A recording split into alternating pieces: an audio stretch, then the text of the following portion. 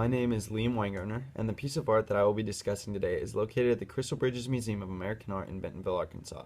The painting is titled A Tight Fix, Bear Hunting Early Winter by English painter Arthur Fitzwilliam Tate, painted in 1850. The significance of the work comes from the historical context the painting was created in.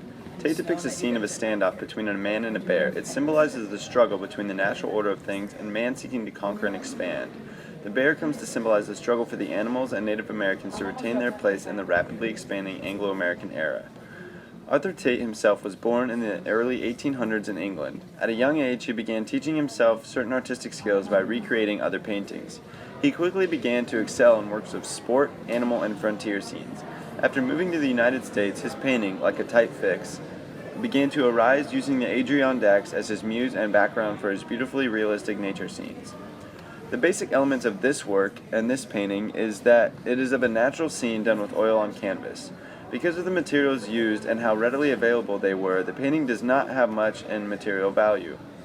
Tate's work was internationally known and liked. However, I would argue that he isn't high up on the list of the most well-known artists like Michelangelo or Leonardo da Vinci. Because of this, I wouldn't say his work holds much in the way of intrinsic value. However, it does have nationalistic value in the symbolic and historical nature of the painting. The painting is a small yet effective representation of the struggle to conquer nature by man in America in this time period. As well as the nationalistic value, psychological value can be found in the naturalistic elements of the work. The realism of the man and the bear are explicit in their representation of their emotions of anger, calm, and ferocity, and those can easily be felt by the viewer. This painting can elicit a number of emotions, including fear and thrill, all from the way Tate dramatizes the scene. Moving away from the value of the work that holds, we can now look more closely at the composition of it. Initially, Tate draws the viewer's eyes to the bear and the hunter that are balanced in the center of the painting. The colors used on these two and the red boot are more saturated and crisp than those in the background of the work. Tate seems to be playing with light in this image because it appears that the foreground is more illuminated while the background sits in shadow. This painting, in essence, is raw and instinctual in the energy that comes from both the bear and the hunter fighting for their lives. Under the psychoanalytical lens, art is believed to be expressive of the artist himself. In a literal sense, it could be argued that Tate paints himself into the scene as the hunter in the center, but in a metaphorical sense, Tate could just be pouring his own fear and need for excitement and danger into the work as well. Some people crave adventure, and what a better way to represent that than the hunt of a dangerous animal. Tate's works were done in the 19th century. In America during this time period, most art could be categorized under the realism or naturalism time period. Tate's work fits this mold very well. In realism, the use of light is very important for emphasis on certain areas of the painting.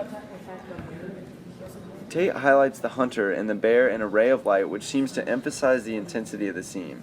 As its name suggests, realism is based on reality and the natural shapes of the world. Works of realism often depict the human form in concert with natural elements as well. The detail of the man in this image, especially the foreground, are where the elements of naturalism and realism can be seen. The hair and the beard and the head as well, and the folds of his clothes are extremely detailed to bring more intensity to the painting.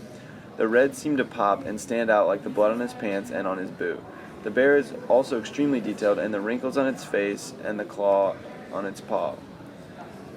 Tate's work seems to be highly influenced by works from the late 18th century and early 19th century. Stylistically speaking, it could be argued that Tate derives influence from some romantic works of the late 17th and early 1800s. While works of romanticism from that time period typically are more stylized and less realistic, the scene as a whole in Tate's work could be seen as romanticized. The scene depicted is violent, but somehow Tate is able to make this violent and terrifying event seem beautiful and thrilling. Oftentimes, pieces of art that fall under the romanticism spectrum are war scenes showing mass slaughter and still making it seem elegant. But Tate takes the situation almost more ferocious with a wild bear and still gives the viewer the idea that it is beautiful and exciting. When I first saw the painting in the museum, the dark but intense colors and beautiful detail really caught my eye. I was intrigued by the violent scene that Tate created of this hunter in such a precarious situation, yet his face showed calm and steadiness while the bear is ready to attack. His detail made it so that just by viewing his work I could feel the cold, the fear, and the intensity of the situation. The last reason for my selection of the work was the beautiful undertones of the painting. The painting seems to capture just a moment in time, however it actually encompasses an entire time period, and symbolizes the expansion of man in the wilds of America at the expense of nature. Tate captures this theme beautifully in his painting by depicting the bear as the enemy, but with a deeper understanding of the time period, it is clear to see that these roles could easily be reversed.